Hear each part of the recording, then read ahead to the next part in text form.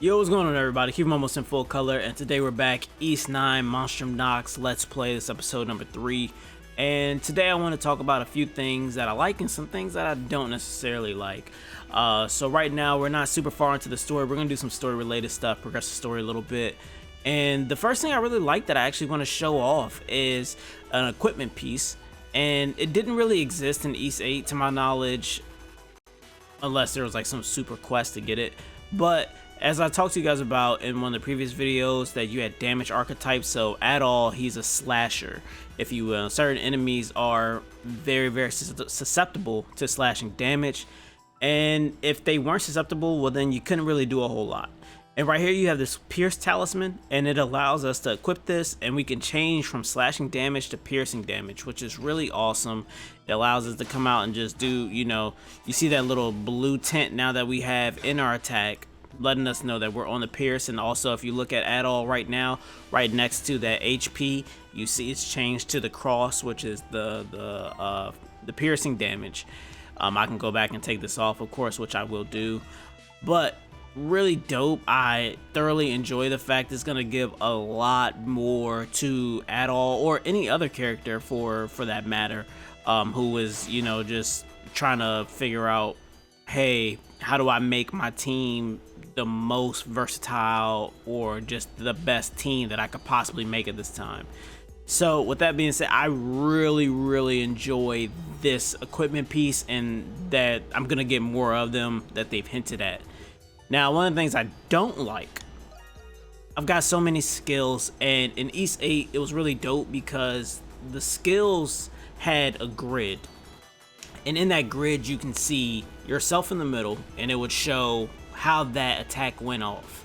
It wasn't like a demonstration or anything like that, but in the grid it would show you, and you would see the affected area. So you're in the middle, yellow would be the affected area, and it would show if it's a sphere around you, if it's a straight line, if it's triangular away from your body, if it attacks in front of you and behind you. It just showed you how your attack went off, and that was really dope to see.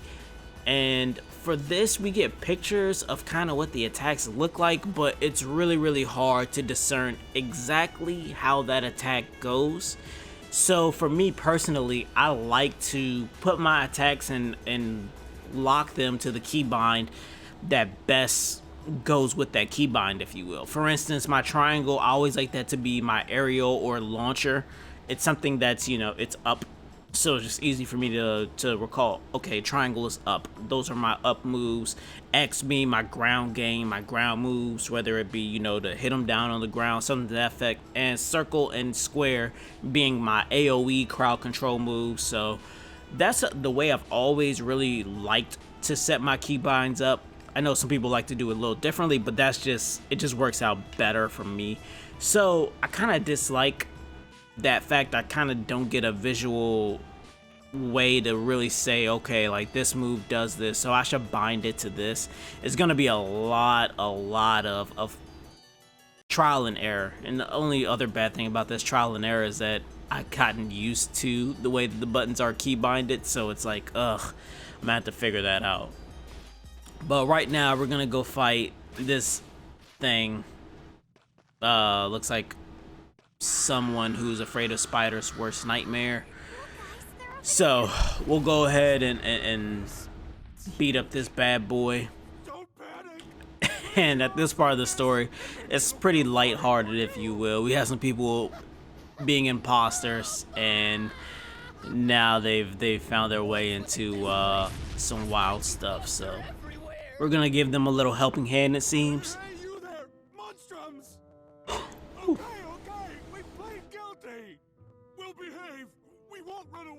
So I beg you.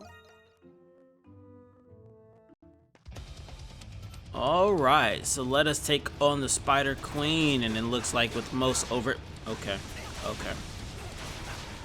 And right now, if you notice at all, it's not doing great damage against this. Neither is she. Maybe it's everybody thing. We'll never kill this thing just by throwing ourselves at it. It must have a weakness somewhere. If it does, my gift will be able to see it.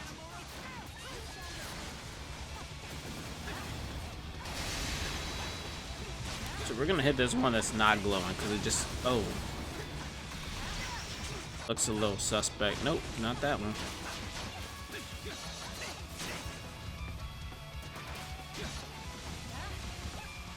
Is it this thing putting out these eggs?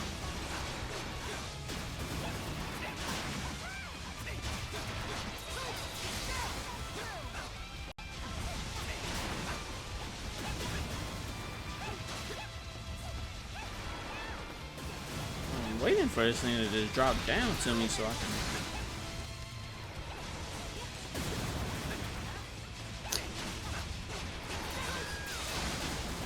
Ugh.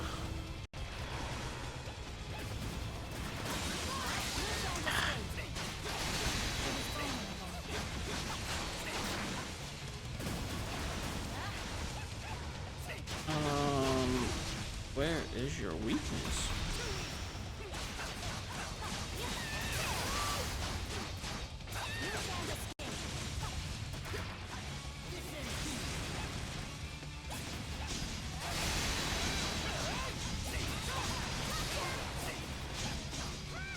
Oh, okay, it's one of them at a time. Okay, we here now.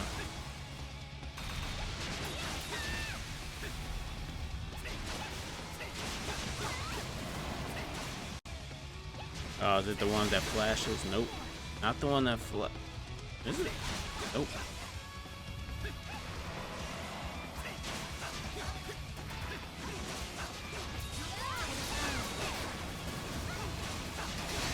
Alright, we have learned his secret.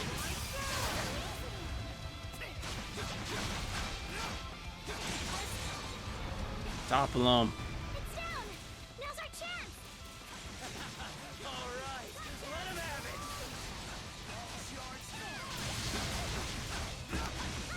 And you guys know the drill.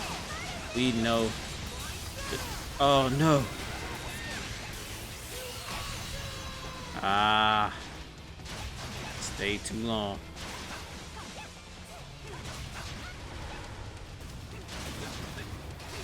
Start the same? No, don't start the same. Alright. Yeah.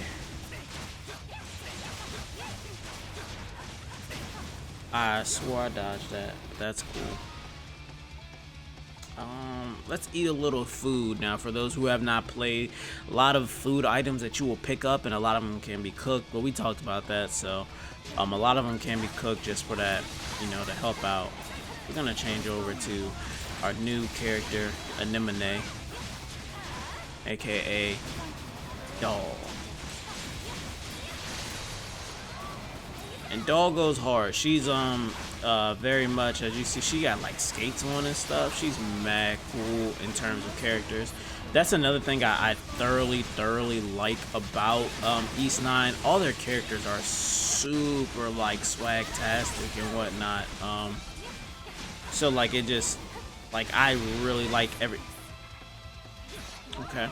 I really like every single character. I don't think there's a single character that I've played as and I'm like, God, you're trash and I don't want to. Ooh. Okay. He's going.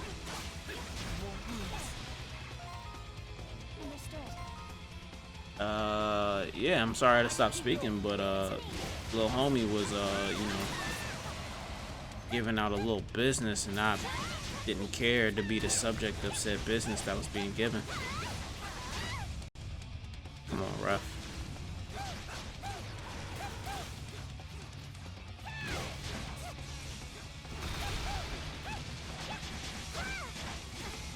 I have to use Kitty Pryde to get the rest of this out. Oh, good thing I changed, cause. And of course, really good boss design though. Okay. Because I mean that is a real good disorientative move.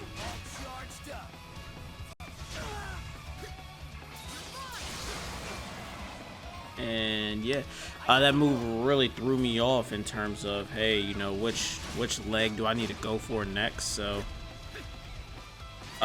just really good. I like the way that they design their bosses. They're not Not hard, not easy, just right. And we're gonna let Doll do Doll. And we're gonna clip our ult in here. I wish I didn't do that so close to him so we could actually see it a little better and enjoy that a little bit more. But that was Doll's ult, and I really like this gift system, especially the fact that the more party members that you recruit, the more gifts that you get to exploit in a way. They really open up the game, like to be able to wall run, but then also use this ability to kind of see behind closed doors and things of that nature is really cool. So one of the mysteries behind East 9, there's this kind of back and forth going on where you're getting kind of bits and pieces of one part of the story while also playing the other one. Some people don't like this format of storytelling. If done correctly, it's really cool because you're getting bits and pieces from both sides and then they meet in the middle. And it's like, oh wow, okay, like I see what you were going for there. So I like this kind of style when done correctly. I think they do it well at the beginning, and it's really mysterious and weird. And then once you kind of really get into it, you start to put the pieces of the puzzle together, and it's a really nice fun ride just to go through. And then you get there and you're like, oh okay, like cool, I see what you guys are trying to do here. So it's definitely worthwhile. So I've spoken to East and how big this map is. Much different from East 8. I know I keep going back to East 8, but like I told you guys, that's probably what I'm going to compare this to. Much different setting. East 8 was an abandoned island. Well, not necessarily abandoned, but it was an island that was just huge and had so many different layers to it and areas to it. It was just nuts. This is a whole city, and you got some places outside the city, and we'll just take a quick fast travel over to that just to give you there are different areas to East 9. It's much different than East 8, but a lot of different spaces to this, and I suppose it'd be a little more modern if I had to call it anything, whereas East 8 was more like a untouched area. Like humankind had never really made it to this area, so it just was an untouched. The beauty and the tranquil of the place was never polluted or anything like that happened. So I feel like this, I mean, just, it's just a much different vibe, you know what I'm saying? So in that aspect, it's gonna be a little different for those who end up playing it, because maybe you kind of like that fantasy, what if humans never like really came into contact with certain things. And also certain things really stand out in East 8 versus this. East 8, when you got to a landmark, it was really dope to see, wow, like this landmark is crazy, like it's beautiful, even, to see, a mineral vein or, just some waterfall. Certain areas just had a literal beauty to them, so it just really made it dope to come across. Whereas here, it's like, oh, a clock tower, and it's like, oh, a clock tower, yay. Like it's really not a whole lot to it that really does much to wow you, as you've seen these things other places. So with that being said, that's one of the things that I'm like about, but that's an aesthetic thing. It's not a end all be all. This makes a game. It's gonna be based off how you feel about that type thing. Really, at the end of the day, I prefer 8 in that regard. Personally, I prefer 8. I'm gonna have 3 waves out here and some new ads on the board. So I think we're gonna kill it here today. Not here, but we're gonna go ahead and we're gonna get into this cutscene that you all know I hate watching, but we're gonna watch it. And I think this is where we're gonna end off at, just with unlocking kind of the next area of the map. So in terms of that, I don't really know how I feel about this unlocking of the map over and over again. Well, not necessarily over and over again, but just having to go unlock a part of the map, come back, unlock a part of the map. It just, gets a tad bit old-ish. I mean, I don't know. We'll see. The one thing I'm waiting for is for this story to, I'm not gonna say finally open up, but get me to the point to where it all starts clicking. I feel like that's gonna happen with every East game I've played. It's happened. Things didn't make quite all the sense, but then when I got there, it was like, okay, this is why, story-wise, these things had to happen in this capacity. So I'm just waiting to get to that point in terms of why, you know, when they built this out, well, unlocking the city piece by piece had to be done this way. Because so far there isn't anything within the city that I found that I felt that hindered another part of the story, if you will. Like, there's nothing in the city that I've seen that made me say like, oh, well, if I found this in chapter 2, then that would really have, you know, hurt me or really have ruined something for me. It's but we go through the motions, and you know, I will say this is fun for those who have really put in work to ensuring that their bonds are tight with their party members and all that. Because I mean, you'll come through here and I'm not even trying, to be honest with you. Like, my party members are, you know, they really hook your boy up. Ooh, I should have just perfect blocked that as well. But as you see, I took all them hits. I faced him, and it was like, oh God, his health hasn't really moved. But I actually should be paying attention, because I think I did one of these not too long ago and I got an A, and I was kind of sick with myself for getting an A. I mean, I'm a S-class type guy, you know what I'm saying? That's oh, we're gonna come over here and end his life. That's what we go for, S's. Give me that.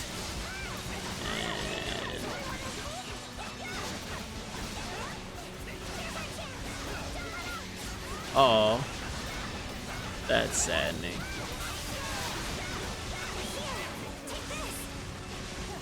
Where's that boss at?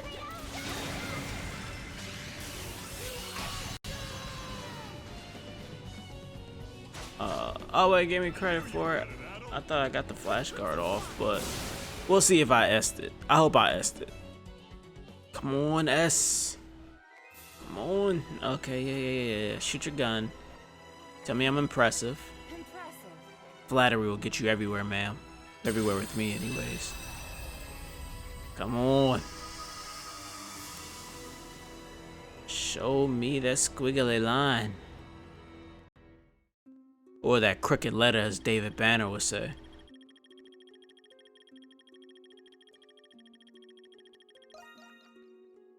Yes! That's what we do it for. For them S's, baby. And a Tempest Elixir.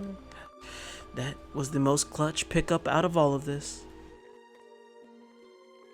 Well, with that being said, ladies and gentlemen, we're going to kill that Let's Play here for today. But don't worry, we'll be back tomorrow like normal. So feel free to subscribe, hit the notification bell, just check back in with us. And in the next few videos, I think I'll taper off how I feel about East 9 as compared to East 8, which I have been doing pretty much this whole video. But like I said, peace, easy, be blessed.